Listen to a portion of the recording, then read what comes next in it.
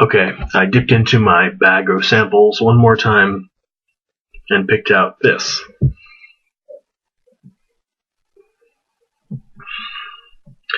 A house that really doesn't get too much talk. It is Thirdman, and the fragrance is called Nomade, or Nomadic water, or something like that. So, the company is called Thirdman, one word. The fragrance is Nomad water, launched in 2013. It's classified as an aromatic spicy, though I would probably call it more of an aromatic citrus. But I'm not really in charge of these things, am I? So they get to call it what they want. Fragrantica simply says that Nomade contains blood orange and cardamom, and that's all they tell you. They also tell you that it was composed by perfumer Bruno Jovanovic. But only 2 notes that we get to work with. And just a little bit about how I talk about fragrances and how I write fragrance reviews. Occasionally, my reviews will reference a note or an accord to describe a smell which is not listed in the note pyramid that corresponds to the fragrance, and may not even be in the scent itself. I do my best to describe how the scent smells on my skin.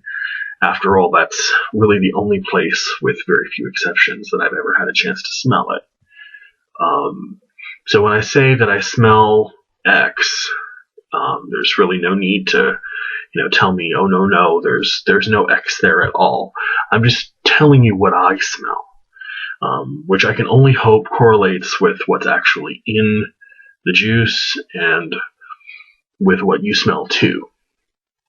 But I can't always promise that will be the case.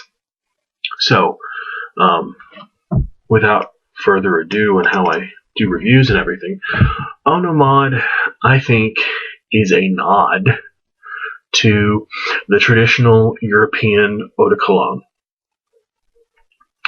In the opening of Nomade, I get a green, citrusy, bright, grassy vetiver smell that's really highly citrus driven. I'm guessing it's the blood orange. Again, I know there's no vetiver listed, which isn't to say it's not there, but it could be. But Nomade smells, to me, a lot like Tom Ford's Grey Vetiver. Except in Nomade, there might be a touch of something white floral-ish, although I wouldn't call it a floral fragrance because it's not that forward. It's much more of a light citrus composition. Like I said, I think the citrus is attributable to that blood orange, and it comes off much closer on my skin to almost a grapefruit or a pomelo. It also has that aquatic, sea-like feel that makes me think there's a touch of cologne lying below the surface, which again would be another nod to a classic eau de cologne. Or maybe not a classic one, but a sort of 80s or 90s reinterpretation of a classic eau de cologne. So apparently, I've read other reviews.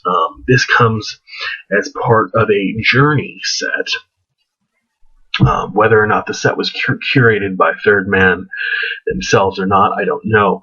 But each of the scents are supposed to put you in a particular time and place and setting and evoke certain mental pictures, I guess. And this one, Nomade, is supposed to conjure the smell of an Indian spice bazaar. And at this, I have to say, it really, really fails. I mean, this is a soapy, fresh, clean citrus fragrance with the addition of a little bit of cardamom and maybe a little bit of like ginger to keep things from being mind-numbingly boring. But there's nothing overtly spicy or silk roadish about this at all. Nomade retails for $105 for 100 ml bottle, which is actually what you can find a bottle of Tom Ford's Great Vetiver for. Given its longevity and sillage, maybe a few hours, maybe 4 to 5 hours on my skin at best. Typical for, I guess, a classic fragrance water. I'd just keep the money and opt for, an EDT or an EDP of Great Vetiver. It's a fine fragrance for what it is, which is a really inoffensive, slightly interesting citrus fragrance. But I prefer something a little bit more complex and challenging, even when I'm, going for a dumb reach, summery, citrusy scent.